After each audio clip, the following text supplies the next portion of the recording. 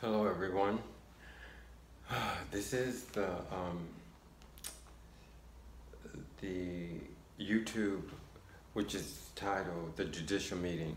It's gonna be in, it's not, I don't do parts, but it's gonna be in 3 sections, and I'm gonna try and get through, I'm almost sure I'll be able to get through 2 of them in one YouTube, and then I think the last one, which is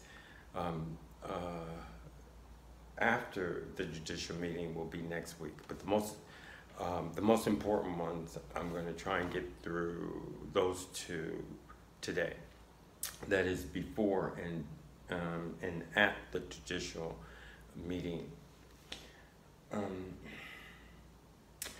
First, I would like to thank YouTube, and I would like to thank all those who have an interest in my YouTubes that I already have done, and I would like to just thank everyone who is listening, and like I said, YouTube, and hopefully this is helping someone, and I hope my family gets a chance to look at the YouTubes also.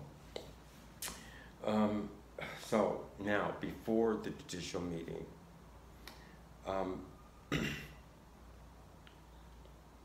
this is going to start when my wife, now my ex-wife, but my wife had left for her country. When she left for her country, like I said in the other YouTubes, I was staying with her friend, okay, in this attic, and you can get more details by listening to the earlier YouTubes. So she had left, and you know, I had to stay with my parents. I stayed with my parents, and even though I stayed with my parents, I still didn't have, they didn't make me like go to the meetings or things like that. I think I went to the meetings with them, but I wasn't really into it. However, I did, you know, go out with my friends. I had worldly friends, and that's where I'm going to start there. But another important part was, which I mentioned, I think in the first YouTube, my first testimony, that I was heavily into music and entertainment. And I had entered this contest in Washington, D.C. It was very good. I always stuck with, you know, I went to their meetings, and this time they were offering a contest, and I entered like 12 or 13 of my songs. They were very good. And it's not like now where you have everything on your phone, or you can have everything on your phone, you get all the information, you know where everything is going to be. Everything back then was done in sections. First you enter the contest, and I did very well. I entered, like I said, 12 or 13 songs. And they were going to have a judgment of all the songs, and like I'm saying, like back then everything was done in sections. So I entered the contest. Then after entering the contest, I had to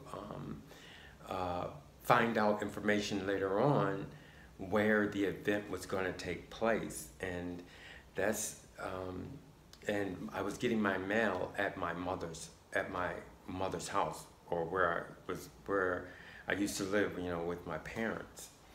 So I was living back there, but one thing I didn't realize was how much this judicial meeting was going to change my life.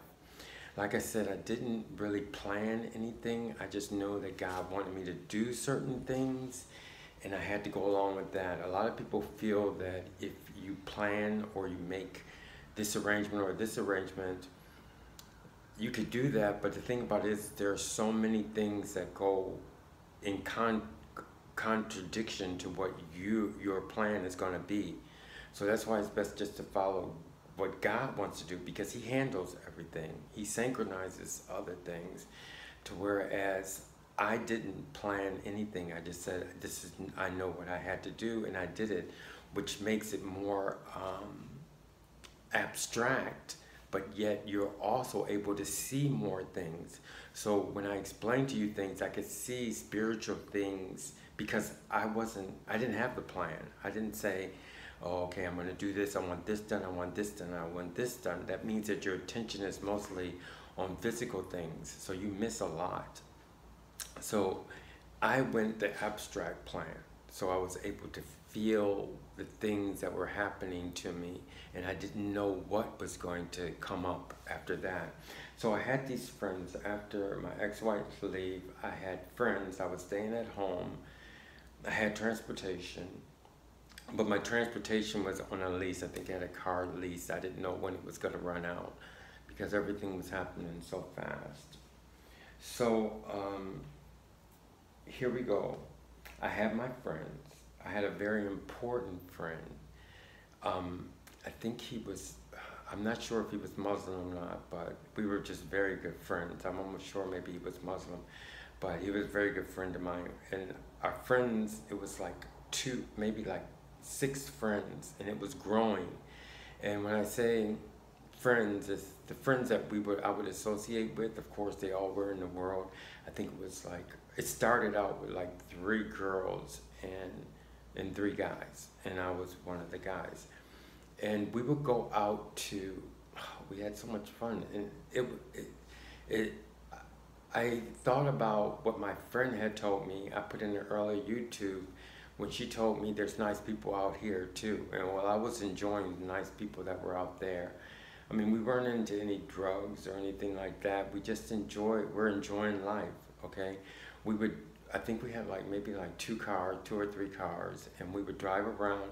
If there was a nice place that we saw, we would go in and have a martini and talk. Sometimes one friend would go over we would all go over somebody else's friend's house, and we would talk for a little while. Then we would leave. We would go dancing. We would do things like that. And it was after work. Everybody was working. I always worked. So it was pretty much organized. But my major friend was this one friend who I really loved. And also in the group, I had a girlfriend. We did some things, I guess what the Jehovah's Witnesses would call loose conduct. But I had a girlfriend, which I also told my wife, I never really hid anything. And the one that I was really interested in was my friend. I mean, we didn't do anything romantically or anything, but it was evolving. So, plus I had a responsibility of my ex-wife, so I was very careful, okay? So we had that set up, and there was one time when I was partying, we went to like, they call it back then disco, but it was just like what you would call just a place where you go dancing. But back then, every place was dancing, but this one was like a total, like a club. Although it wasn't like a club to where it was like hidden in the street, you know, like a warehouse or something. It wasn't, I guess they call that a rave or something, but it was more a very, very nice dance club, and they had like maybe 5 dance floors.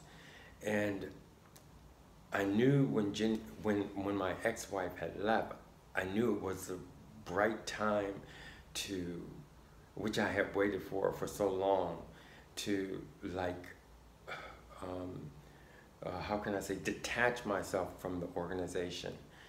And my separating myself from the organization was different from someone who could understand that, you know, like those who read the and research the articles and stuff like that. I mean, I couldn't do that. The only thing, because I couldn't connect to any of the material. So I knew I had to disconnect myself in a certain way, and I pretty much did it by doing things that were in contrary to what they wanted. And even sometimes when I was doing things, I was like, this will get me out. You know, one of the things that they didn't like was the fact that smoking. So I wasn't smoking as much as I smoke now, but I was smoking, and that was one of the things that they don't like. So then, like I'm going back to the story. This is the night that I initiated the judicial meeting. Like I said, it was always on my mind, but I remember when we were at this dance floor that I was just talking about. We were in this dance place, and I had not a gin and tonic, but a Tangerine tonic, and I was drinking in a plastic glass, in a plastic cup, and I was just looking at the dance floor and how much it was like a paradise, or where I wanted to be. I had my friends, I could go out, you know, and however, I was thinking to myself, now is the time that I have to go through a judicial meeting. So I was drinking Tangerine tonics, like I said. So I was getting pretty much drunk, you know. And I couldn't drive, so I had to let my friend drive. So then when we left that club, I was pretty much wasted, and I couldn't drive, and my friend was driving. And I even remember him opening the door, and I had to, throw up or something. And I told him at that point, I said, I wanted to use the telephones, because you had to go use the telephone. And I wanted to use the telephone where I used to work. It was a very nice hotel, restaurant. And he stopped there, and I went in to make the call, and I called one of the brothers that I guess now it's an ex-brother, but I called one of the brothers that was very close, that I was very close to. And I considered him a friend, but friend elder. If you are Jehovah's Witness, you understand friend elder. Some elders you connect with very well. And I told him, and that's another thing too, a lot of people wonder like what to do to get out or disconnect. I think it makes a big deal if you initiate the judicial meeting. Like I said, I had to, because of the way I was going out. They definitely had control of my mind. For other people, they don't have control of their mind. So it's a totally different situation. So every situation is different, where I think that I had to disconnect myself because a part of me, a part of my mind was with them, and I had to make sure that that was severed. So I called him, I don't want to say the name, and he answered, and I told him I had to go through a judicial meeting. And I just had to explain it to him. There's so many things. Of course, he doesn't know anything that's going on, but I just said I did so many things. So it have been in his mind that maybe it was a judicial meeting, but it was like more so of a confession or disciplinary or something like that. But to me, it wasn't. Maybe that's what he was thinking. Maybe he thought I just wanted to confess a lot of things that I was doing, but I definitely, in my mind, I wanted to leave. And like I said, there was a presence with me. I know that definitely now, but back then I didn't know that God was with me. Like I said, his presence was always with me, but I didn't understand it because I didn't really pray. I mean, I was actually afraid of God, But he sees something in me. So I could feel that power. I just call it the power. And that was like, you have to disconnect yourself. So I told him that I just wanted to leave. I mean, I didn't tell the brother that I wanted to leave. I told him that I wanted a judicial meeting. And he asked me who do you want at the meeting, which was something nice. And I told him, and I mentioned another brother that I was close to also. And he said something about my stepfather, and I go, no way. I was very adamant about him not being there. And I'm glad he mentioned that, because I told him, no way, I don't want him there, So there was two brothers that I knew that was there, that I wanted to be there. But there was supposed to be 3. And the other one I stated, but I stated 3, I think, but 2 of them did show up. And I'll explain that in the other section, which is entitled At the Judicial Meeting. So it was traumatic. I mean, I was really drunk, and I was given this, I was initiating this judicial meeting. So I finished that, and it was like a relief. And then I went back to the car, and my friend was waiting for me, and we drove around, and we did whatever we had to do. You know, we were having a great time that night. I don't know if I'm almost sure, ended up staying at his house. And this nice, very nice person, because I remember one time, because I had one of the girls, I had a girlfriend. It wasn't too serious. And one time we ended up together with just me and him in the car. And he goes, why don't we just forget the girls? And it just be you and I, Lamont. And I thought very serious about it. And it was like a perfect situation for me. But like I said, I was married. I don't even think I told him that I was married. But that would have been perfect. That's the kind of situation that would have been perfect for me. But that, like I said, I was married, so I couldn't really accept that situation. But anyway, he ended up getting married to somebody that I suggested, and I ended up going to Atlanta, Georgia. But anyway, now we finished I finished initiating the judicial meeting, and most likely I was staying at my parents' house. I'm almost sure. I can't really remember. It was the only place I could stay, because I wasn't staying in the attic, but Jenny's friend. And so then after that, what I do remember is we have these dreams that we don't forget. I had 3 dreams that I didn't forget. I'm sure it was given, like I said, the power or God, but I didn't see it. As an atheist, they would say the power or something. I don't know what it is. So back then, that's something that I always went by, you know, something that ruled my life. I had like one dream. I was in the mountains. I just knew I was in the mountains. Another dream, I was like on this device. I could talk, but I couldn't hear anything back. So like I said, I could talk, but I could hear anything back. It's very clear. I even remember it now, more so than I remember where I was staying. Then the third dream was like I was brought back from somewhere, like on a stretcher or something, so I was like hopeless, and they brought me back and laid me down on this ground or whatever, and nobody came to help me. So that was like the third dream. So then, now the night comes, because I think it was only a week. They had my judicial meeting on the Theocratic Ministry School night. So I guess it would be a Thursday or a Friday. I think it was like a Friday, but I'm not sure. It could have been Thursday or Friday. And I called them. Like I said, you always have to call because the telephones are landlines. Everything was landlines. And I called the brother, and he answered. And this is the night of the judicial meeting, and he answered.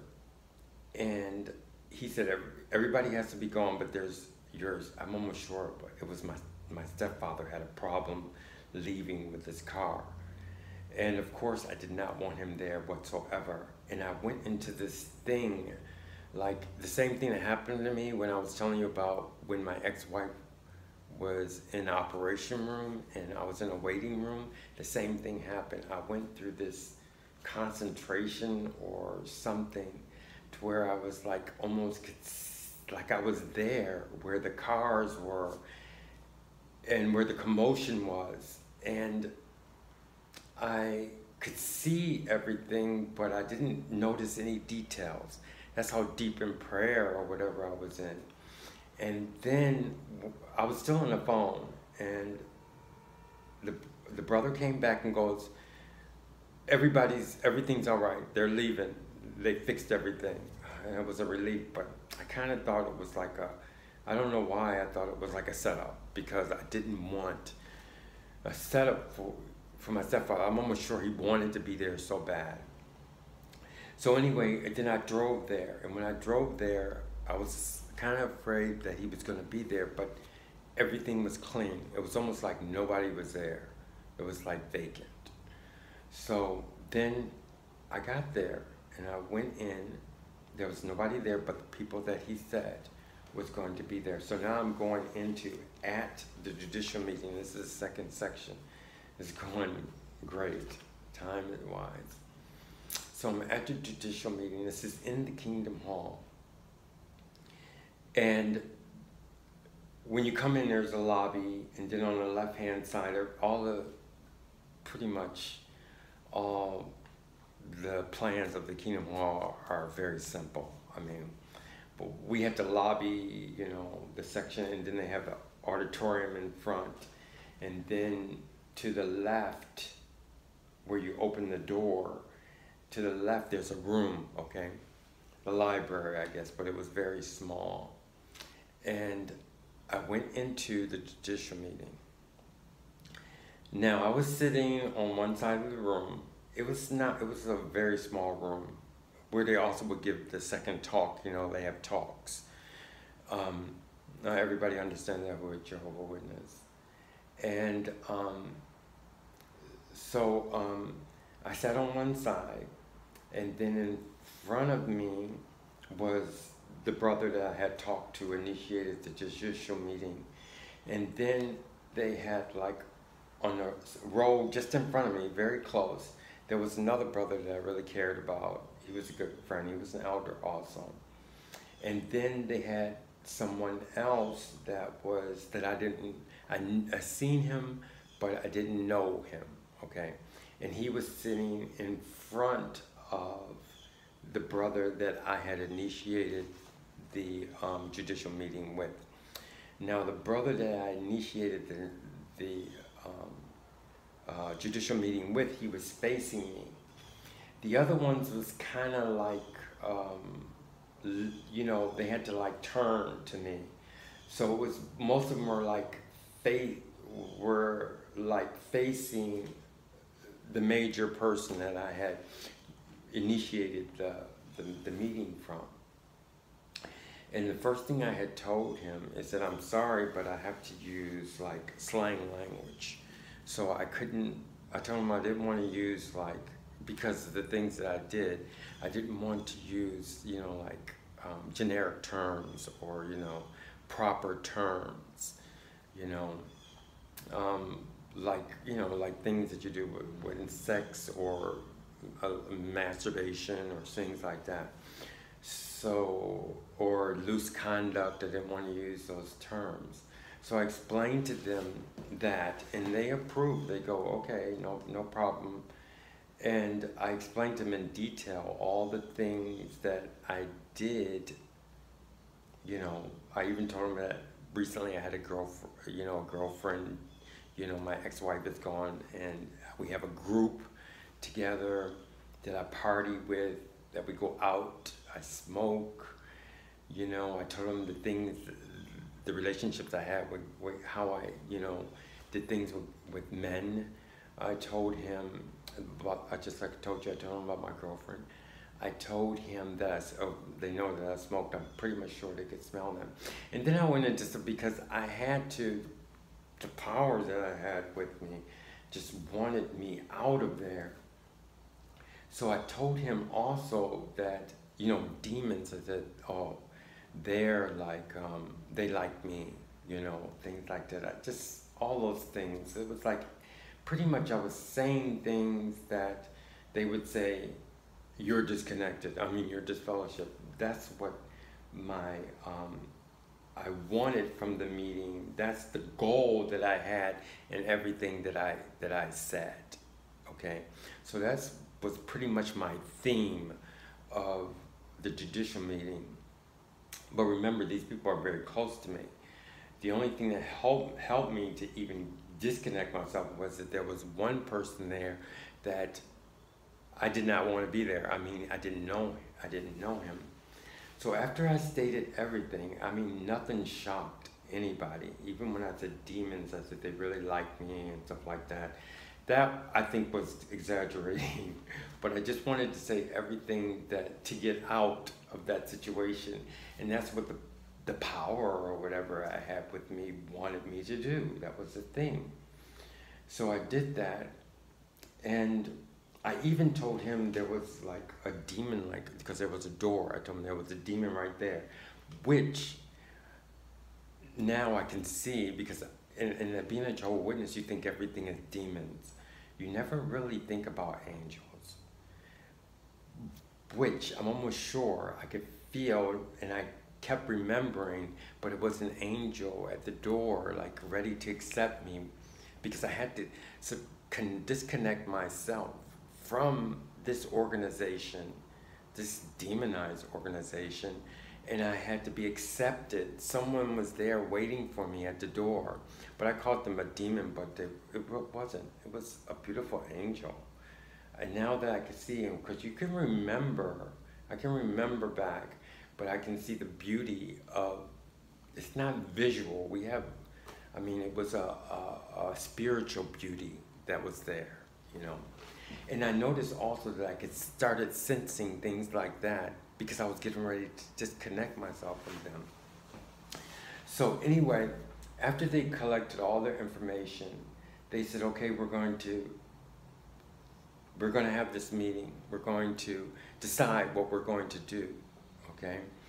And they told me to leave, and they were going to close the door, I think.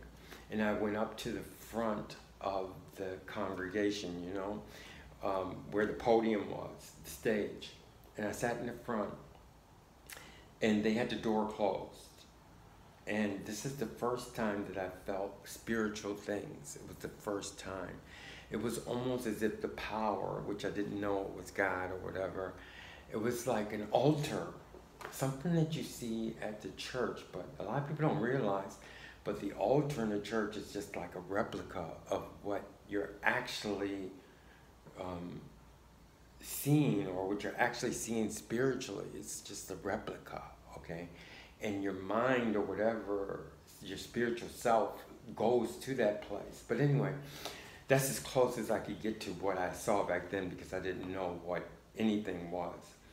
Like I said, I was pretty much, I was nowhere. You know what I mean? I mean, actually nowhere. But because I think I was so helpless, I think that's why God helped me so much, because I was totally helpless. You know what I mean? The only thing I knew about was my studying. I would study linguistics and I would study language all the time. And that's the only thing I was adept at. So anyway, I'm at the front waiting for them to sentence me. And I'm seeing this like altar, but it's like blinking in and blinking out, you know. And I see it spiritually. I don't see it with my eyes. I see it with my soul or whatever. Beautiful, beautiful. Like, I've never seen anything spiritual in a kingdom hall like that. And I separate things that I hear, and I separate things that I see. But my spiritual hearing was like, whatever it is, get out. I mean, like, take what, it's almost like they didn't know what was going to happen. A lot of people think everything is predestined, but it's not. Certain structural things are predestined and has to happen and has to occur. To whereas our lives in general are pretty much, we make the decisions. Because the thing new was like coaxing me to, whatever happens, make sure you get out. Do whatever it can to get out. And that was like strongly admonished to me while I was with this altar thing. It was blinking in, blinking out. It was like spiritual, because I couldn't really know, I didn't really know anything spiritual. So that's the power that's sort of things that were happening or occurring to me on some kind of level. And that's another thing. If I had my own plans, and this could happen to everybody, but it doesn't happen when you try and control everything and you don't go with God's direction. You don't see those things because you're concentrating too much on what's happening to you. So I didn't, because I couldn't. So Anyway, the door opened and they said, you can come back in. So I went all the way up to the, like I said, to the back, and I passed the lobby or the whatever, and we went into the room. And then he goes, the major brother, now he's an ex-brother, I never say that, but they are ex-brothers now. And he said, well, we're not going to disfellowship you. That's exactly what he said. We're not going to disfellowship you. The only thing we want you to do is get rid of your friends in the world. That's all. And the thing was at the door, the spiritual thing, or the angel, like with the cloak. I mean, it was so beautiful. I can't really, I can kind of put it in material terms, but I can't really. But he was waiting at the door, like waiting to take me, I guess, to another part, to the world, what they would call.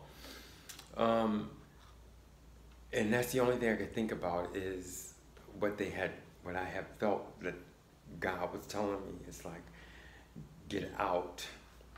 So he said he wasn't going to disfellowship me. And he go, after all those things, and I was thinking to myself, after all those things I told him, they're not going to disfellowship me? So then I knew I had to go what that power wanted me to do. And they go, the only thing we want you to do is get rid of your friends in the world. And I thought, and I kind of felt how it would be back in the organization. And then something came in my mind. Well, my friends in the truth are only going to stay with me if I'm in the truth. But my friends that I have now, they're going to stay with me if I'm in the Jehovah Witness, or if I'm not in the Jehovah Witness. They didn't say you had to stop smoking. They didn't say you had to stop, having relationships with men. They didn't say I had to stop my girlfriend. They didn't say anything. The only thing that they said was I had to stop the relationship with the friends in the world. So like I said, I thought to myself, my friends in the world are going to stick with me no matter what. Jehovah Witnesses friends are only going to stick with me if I'm in the Jehovah Witness, with the Jehovah Witnesses. So I said, I'm going to stay with my friends in the world. And then when I said that, they said, okay, the ex-brother there, and I knew them very well. And he goes, but then we're going to disfellowship you. And that's what he said. So then I left there and I was disconnected. And the thing that I could feel that they were behind me, and I could feel that something else was my journey, okay? It was all blank, but I had that feeling. I didn't know what to expect or anything, but I know that the power that was with me, I did what it wanted me to do, and it was successful as far as that's concerned. So now I'm going to stop there, and I did the first two, and then it was the first section, the second section I did, and then after the judicial meeting I knew I was staying with my parents. I didn't want to see my stepfather, and I was staying in their house. And it was funny, which it's already in this YouTube, but it's funny that he wasn't there when I got home. But I got home and I had to leave right away. I guess I can tell you just a little bit more to set up for the next one, which I'm going to give. But I knew I had to leave the house. So I went home and I went up to my room. My mother was there. And I got a few things, not so much, but went through my mind was what she had told me about my half brother. I mentioned him in the last one as a setup. That went to my mind, so I knew that he would probably accept me in his house. So I saw my mother, and I told my mother that I was going to be disfellowshipped. I told her, and I told her I'm going to make God very happy. I told her that bluntly. That's the only thing I felt about, that I was going to make God happy.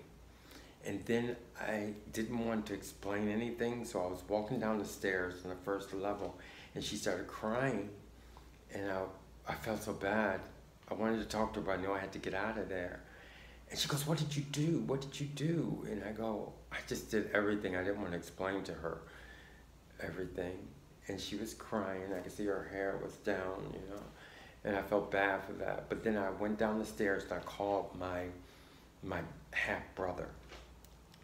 And I talked to him, and I said, I need a place to stay. I told him that I was going to be disfellowshipped, and he goes, "I'm disfellowshipped." I go, "Really?" And I go, "Well, then I can stay with you." He goes, "Yeah, come on, just come here." I know he wanted to see somebody anyway, but this is a setup for the last one, which is going to be after the judicial meeting. So I didn't take too many things, and I had a car, and then I drove to my brother's house. The only thing that I regretted was not talking to my mother more, okay? But it's funny that we never think that our parents, it never went through my mind that my mother was mortal, that she would pass away. That's funny. It's funny, when you're enjoying your parents, you never think about that. But there's something my mother always thought. I can see now that she knew. Anyway, that's the end of this section. I got one more section to do as far as the judicial meeting is concerned, but it's after the judicial meeting. Thank you very much, and I hope everybody learned something. I learned a lot from the YouTubes. I mean, I'm learning a lot, okay? And I hope it helped someone, and thank you. I want to thank YouTube for making it possible, and all those who listen to my YouTubes. And next week I'll finish the judicial meeting. Thank you very much.